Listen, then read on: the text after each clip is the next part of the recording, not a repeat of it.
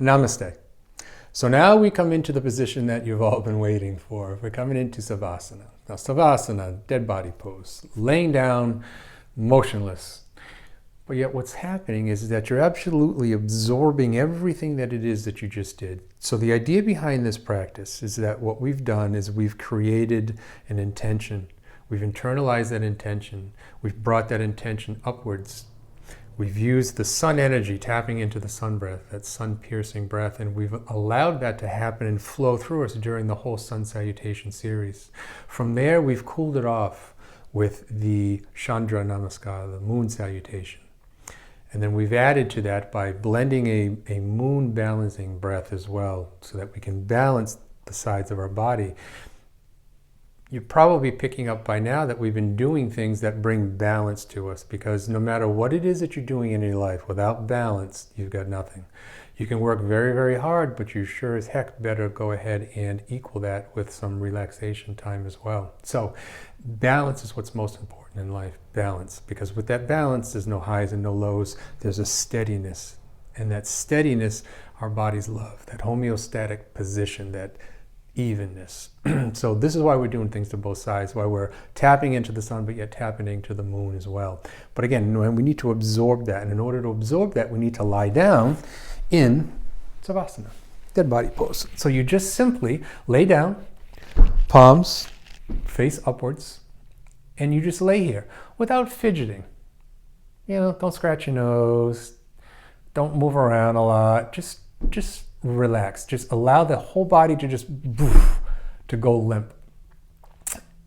In this position is where the absorption of what you just did comes in. So this is a very important component. Do not skip this part of it.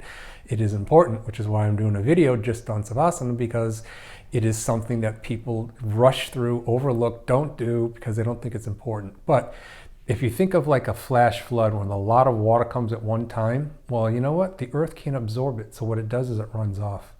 What you're doing is you're allowing yourself to become receptive to what you just created, which is why we balance the Surya Namaskar with Chandra Namaskar, so that we can balance the sun and the moon energies, so that we can absorb it and then use this throughout our day. So we will lay here for a period of time. And then once we wake, this is a nice sequence. I'll just show you a very simple sequence that we can do to wake ourselves up. So once we start to come out of this, easiest thing to do is you just kind of just wiggle your fingers and your toes. You wiggle your fingers and your toes. And then bring your feet so that they're flexed forward towards you. And then if you just kind of just like this back and forth, like a windshield washer on your car, just this back and forth. As your arms are up over your head, but not touching the ground, make them so that the palms are facing one another and you're not resting them completely on the ground. They're just hovering over the ground. So this back and forth is giving your body a nice long stretch. It's also using gravity in some key points, your thoracic spine and your lumbar spine.